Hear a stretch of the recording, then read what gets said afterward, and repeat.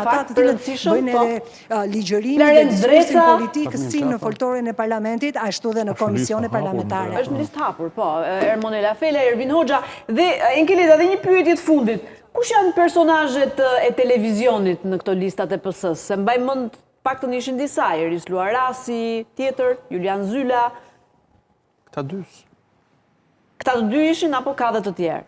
Unë dhe në këto momente dy personazhe të televizionit fiksova, Iris Luarasi, një pedagoge e njohur, përveç se një pedagoge shpeshherë ka bërë edhe analistën në studio të ndryshme televizive, po ashtu Zylaj, në mos e ngataroj emrin Erla, mundi më pak Julian Zylaj. E zotit Zylaj. Julian Zylaj. Nuk më kujtojt emri, po mbi emri Zylaj. Edhe Edi Rama. Okej, Batuta Baçit, edhe Edi Rama. Edi Rama është kryeministër. Po është për herë të parë deputeti Edi Rama. Është edhe Ardit Bido. Edhe Ardit Bido në Vlorë, në qarkun e Vlorës. Drejtori i arkivave.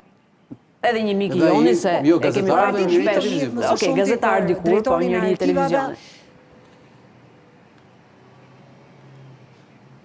Këto ishin emrat. Por janë kryesisht si në rastin e zonjës Luarasi, ashtu edhe në rastin e zotit Zylaj, le të themi që kryesisht qëndrimet e tyre në studio televizive kanë qenë në mbështetje të Partisë Socialiste. Mirë, e fundit Enkelida, shumë shkurt.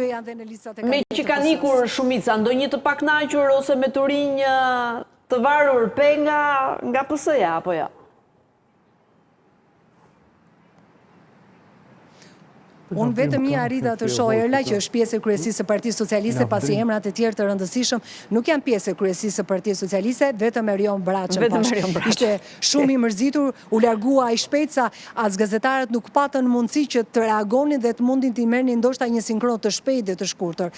Kështu që besoj do të ketë qenë shumë i mërzitur, nisur edhe nga deklaratat e një dite më parë që u duket sikur i çuan një mesazh kryesocialistit Edi Rama për ta futur në listën e sigurt, por me sa duket kryesocialisti e kishte shpjeguar. Kështu që Erion Braçës do t'i duhet të kandidoj fort dhe të thithi vota. Okej, në fakt e kishte sqaruar edhe atë reagim që pati dje në komisionin parlamentar, gjithsesi Erion Braçë, njësoj si Murizi që përmendëm pak më parë, është nga ato personazhe që nëse do ta thotë diçka, do ta thotë edhe pse është në listë hapur në Partinë Socialiste, dhe me që Rafjala Murizi ndodhet në listën e hapur, ishte gabim, më kishin dërguar një informacion gabuar që nuk ndodhet. Enkelida, të falenderoj.